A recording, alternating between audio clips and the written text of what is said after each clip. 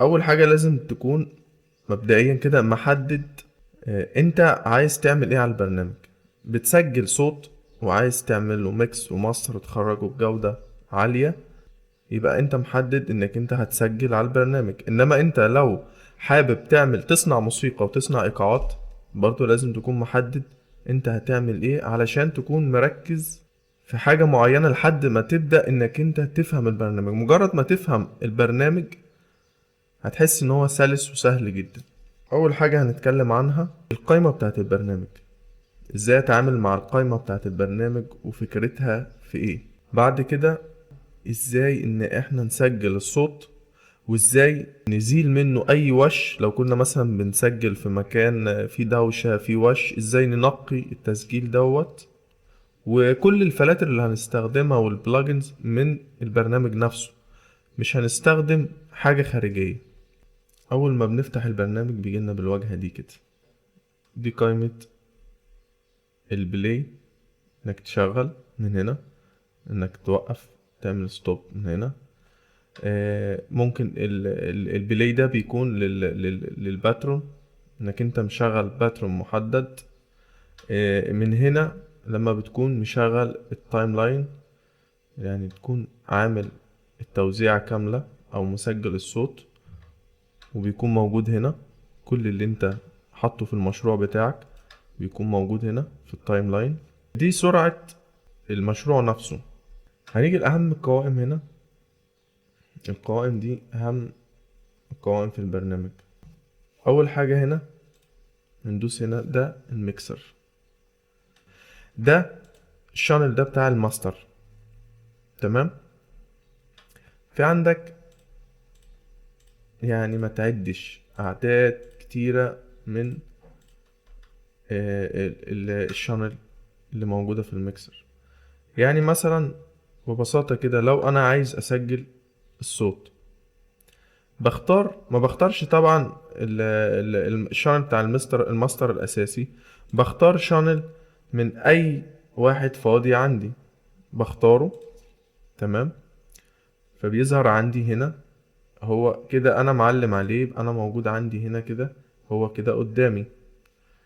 فبختار من هنا، بفتح كده، بختار المكان اللي هستقبل منه الصوت.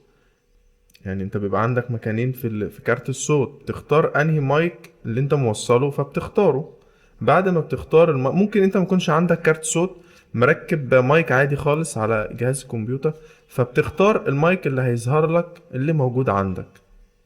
اول ما بتختار بيفتح بيعلم معاك هنا. تمام. انا طبعا مش هقدر افتح لان انا بسجل الصوت. بيظهر لك كده المؤشر بتاع صوتك هنا، وبيظهر هنا ان انت كده مستقبل الصوت صح. فبتبدأ انك انت تدوس من هنا ريكورد. عندك كذا طريقة لتسجيل الصوت، اسهل طريقة فيهم انك انت بتختار من هنا برنامج اديسون. تمام. طبعا انت هتستقبل الصوت ممكن تسجل الصوت هنا على طول في التايم لاين. هنا الصوت هيبقى موجود معاك على طول هنا. تمام. وانا بفضل انك انت تستقبل الصوت على شانل في الميكسر وعلى برنامج اديسون. لما بتسجل الصوت في برنامج اديسون هنا بيتسجل معاك الصوت هنا، بيبقى ظاهر معاك في البرنامج. فبتقدر انك انت تزيل منه، تعمل له اديت وتزيل منه اي تشويش، اي صوت انت يعني ظاهر معاك غير صوتك، بتقدر انت تشيله بكل سهولة وكأنك انت مسجل في غرفة استوديو. طبعا ما بيبقاش بنفس الكواليتي، بس يعني هتحس انك انت حسنت من جودة المايك ومن الصوت اللي حواليك. بتستقبل الصوت في برنامج اديسون. تمام. طبعا هشرح لكم بالتفصيل ازاي انك انت تعمل تنقية للصوت وازالة التشويش. انا طبعا عارف ان الشرح هيطول معايا، بس انا موجه الشرح ده للناس المبتدئين جدا اللي هي اول مرة تتعامل مع برنامج اف ال استوديو، او ممكن تكون اول مرة تتعامل مع اي برامج. يعني لو انت فهمت برنامج معين وقدرت انك انت تفهم وظايفه ايه، ممكن تلاقي الوظائف دي متشابهة في برامج كتير تخص الصوت.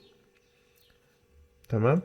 بعد ما بنخلص الصوت فبنسحبه ونوجهه للتايم لاين هنا كده. تمام. فبتبدأ انك انت بتسجل صوتك بعد ما بتعدل عليه وتحسن من جودته وتشيل منه التشويش، بيبقى موجود معاك هنا. بنبدأ ان احنا نسجل صوت تاني لو حابين ان يبقوا صوتين مع بعض، حابين نضيف اي حاجة، بكل ده بينضاف هنا في التايم لاين. وفي الاخر بتخرج الصوت بيبقى كله مع بعضه، بتعمل الميكس والماستر. وتحب انك انت تظبط الصوت، طبعا شلت منه التشويش والهواء ونقيت الصوت على قد ما تقدر. بتختار بعد كده فلتر الايكولايزر. فاول حاجة بعد ما بتسجل الصوت بتختار اول حاجة الايكولايزر.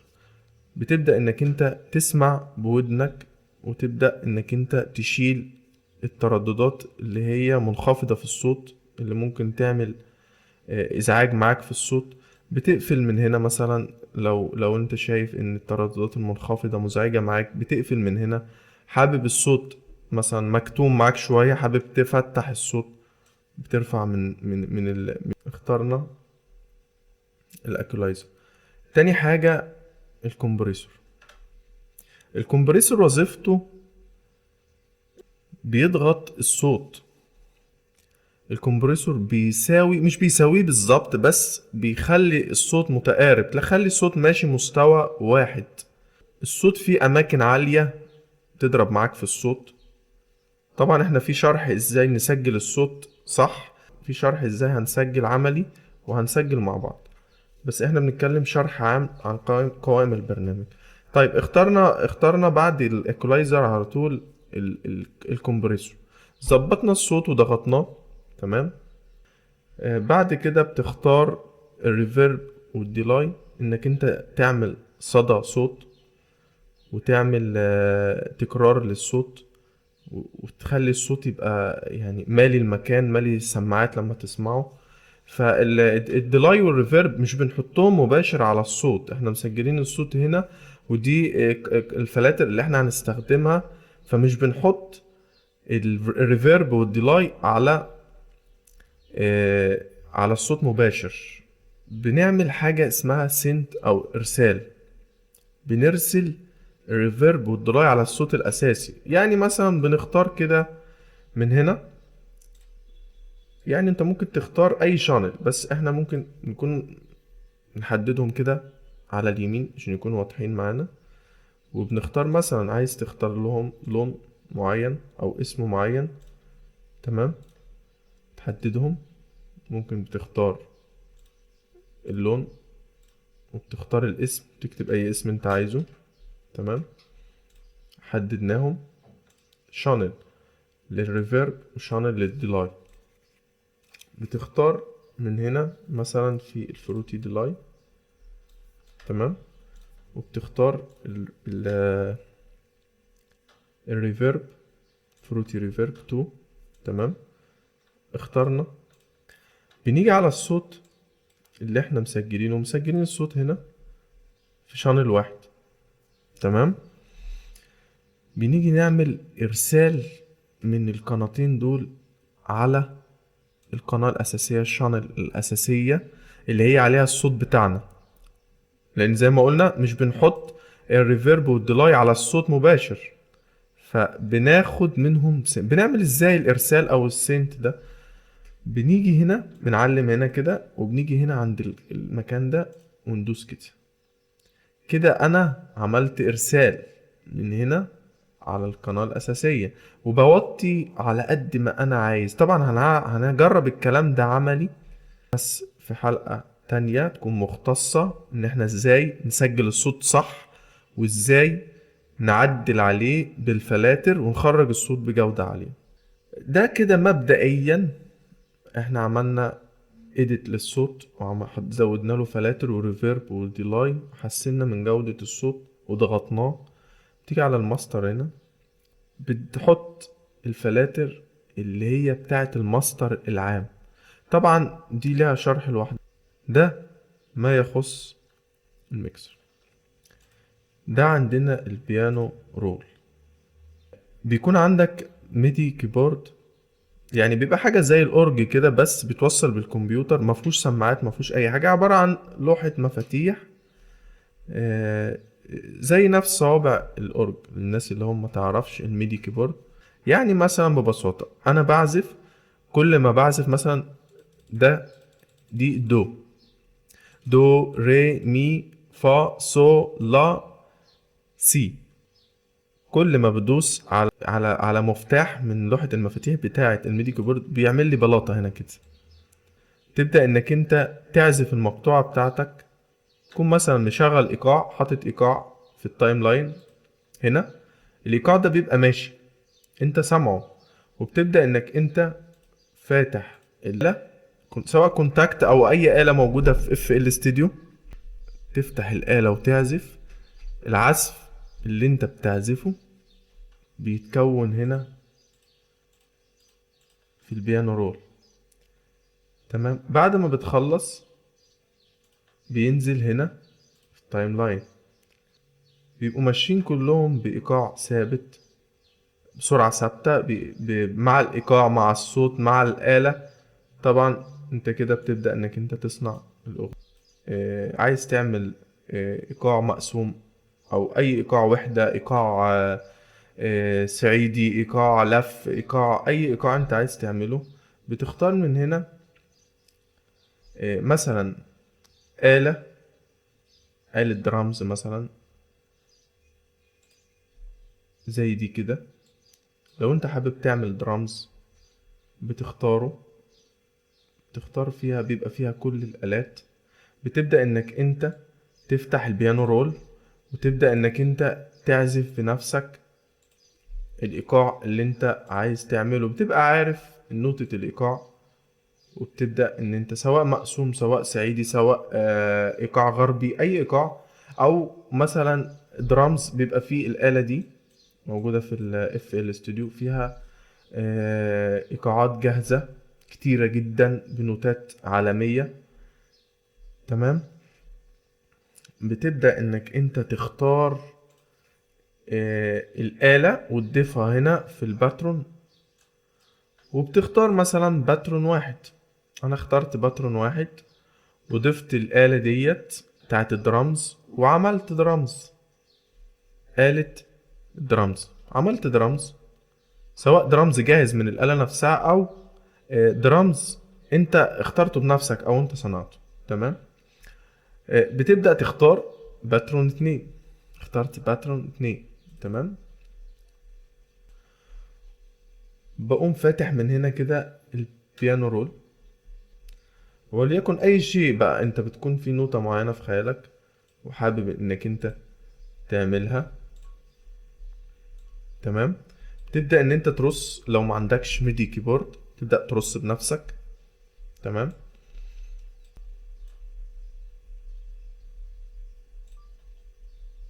اللي انت عايز تعمله. ده عندنا صوت،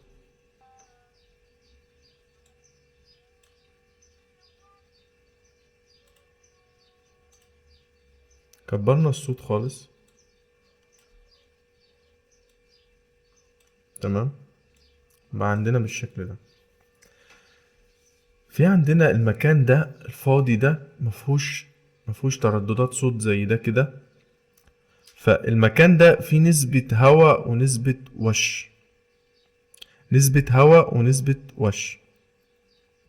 نقوم جايين معلمين عليه كده بالسهم اهو، بالسهم ده كده، سهم شمال، تعلم كده.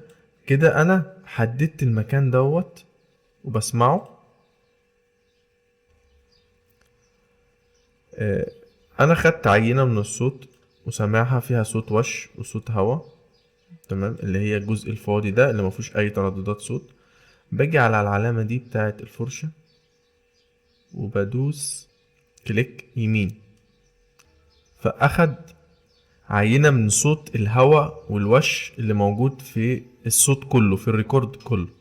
باجي بعد كده بحدد، بعلم عليه كده كله بالاحمر كده. كده انا حددت التراك كله.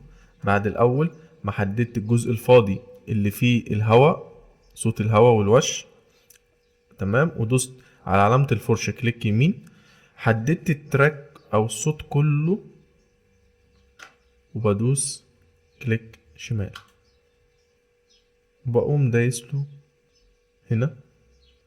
بيبدأ ان هو يمسح كل صوت الوش والهوا واي صوت غير صوتي من الصوت الاصلي اللي احنا بنشتغل عليه.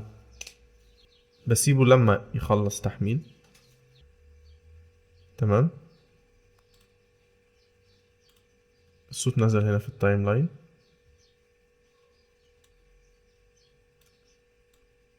الصوت مختلف عن الصوت الاساسي، ده متعدل عليه وتشال منه صوت الوش.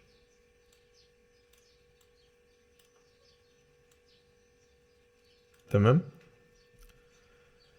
عايزين بقى نضيف له الفلاتر والريفيرب والديلاي، ونضيف له الكمبريسور، ونظبط ونحسن في الصوت. طبعا احنا دوسنا كده واخترنا رقم الشانل بتاع الميكسر رقم 2، ودوسنا عليه، فتح لنا كده ادي الميكسر رقم 2 عليه الصوت بتاع محمد. طبعا احنا كده مش محتاجين برنامج اديسون، خلاص خدنا منه الصوت وعدل وظبط اللي هو عايزه. خلصنا، هنيجي نفتح من هنا، هنختار الاكولايزر.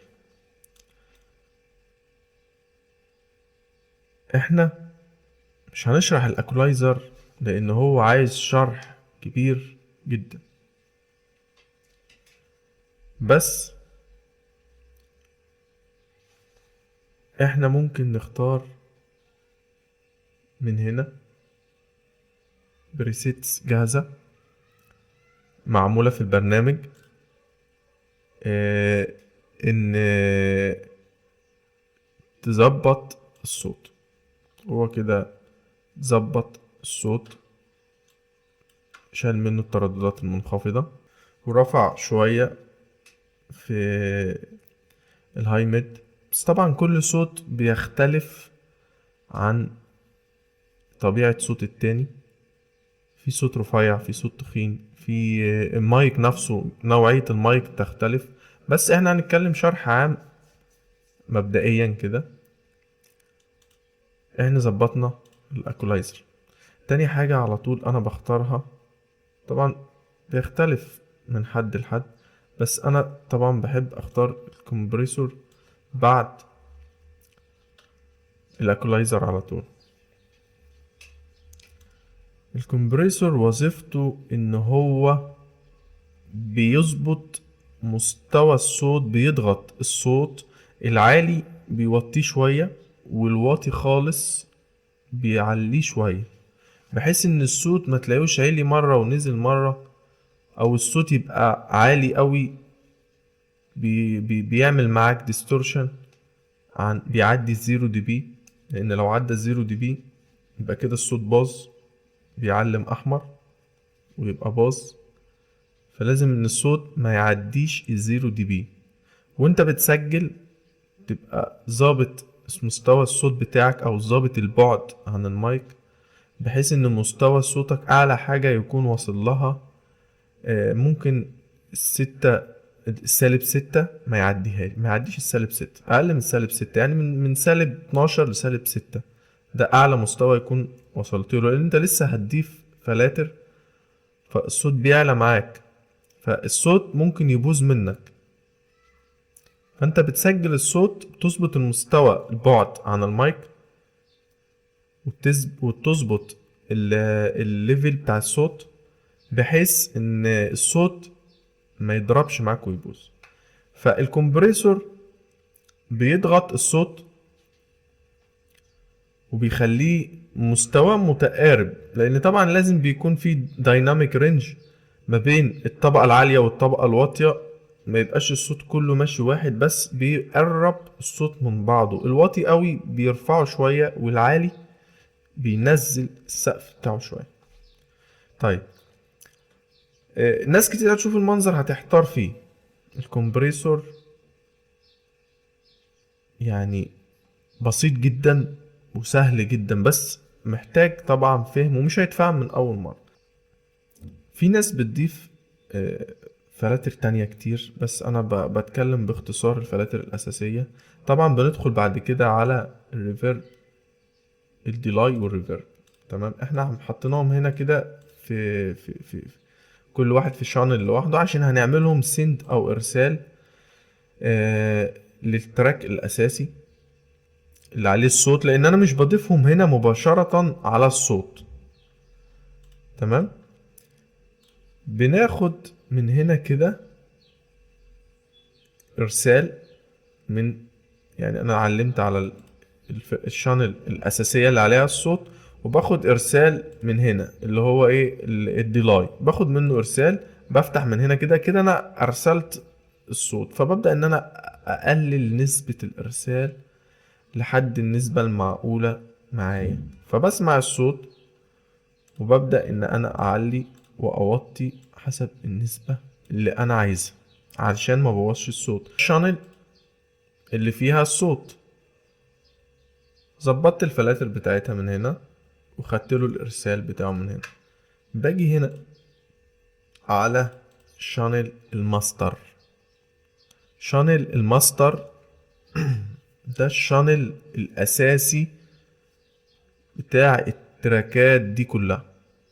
لو انت بقى حاطط تراكات هنا ومالي رامي شغل كتير بقى هنا، كذا صوت، او حاطط مثلا اغنية حاطط فيها ايقاعات، وحاطط فيها باد، وحاطط ارضيات، وحاطط بيس جيتار، وحاطط مثلا ايقاعات واصوات، كذا صوت واحد بيغني، في النهاية خالص بيبقى عندك في الميكسر كل حاجة موجودة هنا في الميكسر. بتظبط الليفل بتاعها من هنا، ده عايز يعلى شوية بتظبطه بتعليه، ده عايز يوطى شوية بتوطيه، بحيث ان يبقى في انت بسمعك انت حاسس ان الجو كله المضمون كله ماشي مع بعضه. بعد ما بتخلص مليت الميكسر دوت، وظبطت الليفل بتاعك، وظبطت الفلاتر، وحطيت لكل صوت انت حاطه ريفيرب وديلاي، وعطيته النسبة المعقولة، بتيجي على الماستر هنا كده، وتقوم جاي هنا فاتح مختار كومبريسور برضو تاني.